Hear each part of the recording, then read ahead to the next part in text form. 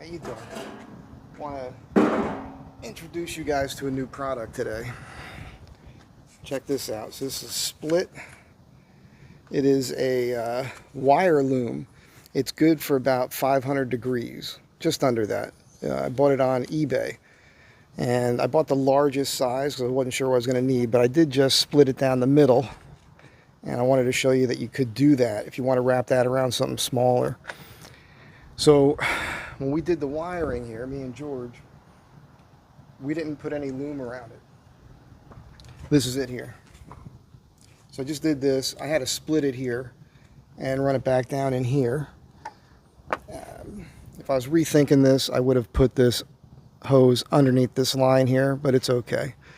I did remove some bolts in here for the wire loom to make it easier for me to get this over, but it went pretty well.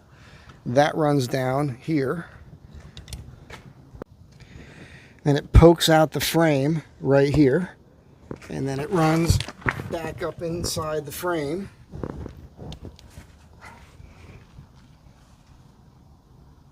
You guys can see that right up in there, and I was able to run that pretty far, and then I put another piece in there. I'll show you that in a second.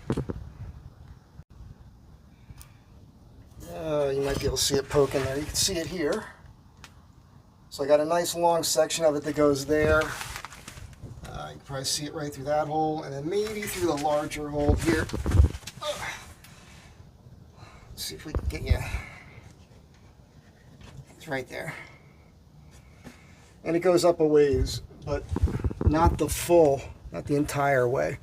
So it was just on my brain. I really wanted that up above the firewall there. That was my main focus on this. So yeah, while I'm driving, I can smell a little bit of the hose lines. They're not melting anywhere. I think it's just off-gassing from heat. But nothing down here is melting at all. Everything's good. Compressor works. I have used it already. And I still need to do a heat shield system here. You know, just right across here, and wrapping this because of the heat coming off of this thing. But I mean, again, there's no signs of anything melting here at all, so I'm not really concerned. I mean, I am concerned. I'm not concerned like it's a serious thing, but it's just on my brain, so I will get that done. But mainly I just wanted to show you that product because I was looking for wire loom, and that's what I found. Also, George turned me on to these. These are stainless steel zip ties, and I got these at Harbor Freight. They're pretty cheap, but stainless steel, man. So I attached that in here. Can't see. Let me zoom in for you. So right there, I was able to attach it directly to the frame. You can see this pokes out the bottom of that front clip frame. I just attached it right there, so that won't go anywhere now. So that's good. Sorry for the extreme close-up. Nobody wants to see that. Anyhow, I'm going to button all this up. One bummer, manager came over and was talking to me, and I lost concentration, and my 10mm socket fell down, and I cannot find it in here. I mean, it's nowhere to be found. And this is like the second or third socket I've lost working on this thing that has never turned up again. Yeah. And it's too big to fall inside the alternator or whatever, so I don't know what the hell's going on with that, but those sockets just disappear, man. It's a stinking bummer. One of the things I want to do next is upgrade the alternator.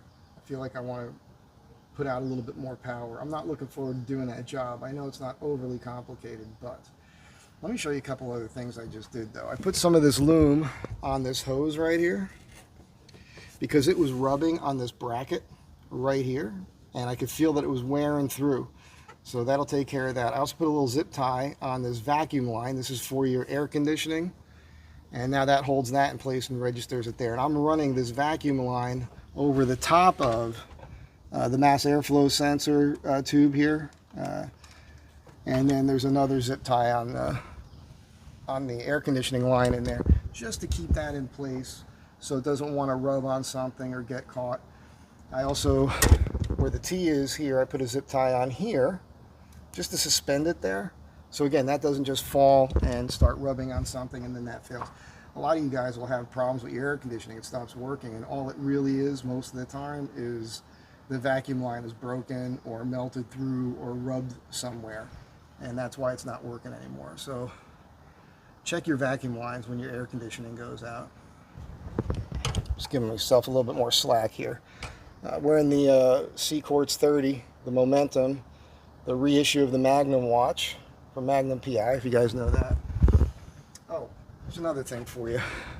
Can we get these plastic outer cases for this unit here? It just crumbles and falls apart, man. Total garbage. I mean, it is 21 years old now, but still. If anybody's got one of those, let me know. I'd like to put a new one in here. And is that all I need to show you for upgrades? I did do this because that comes apart. Put those two little self tappers in there. That's it. Full short video for you. It was weighing on my mind. It had to be done. I was going to lose sleep over it if I didn't finally just do this. So I did it. And I lost the socket. Everything else is fine. Valve covers aren't leaking. You guys saw that the other day. Again, it's just about this product, really. I'm very pleased with this.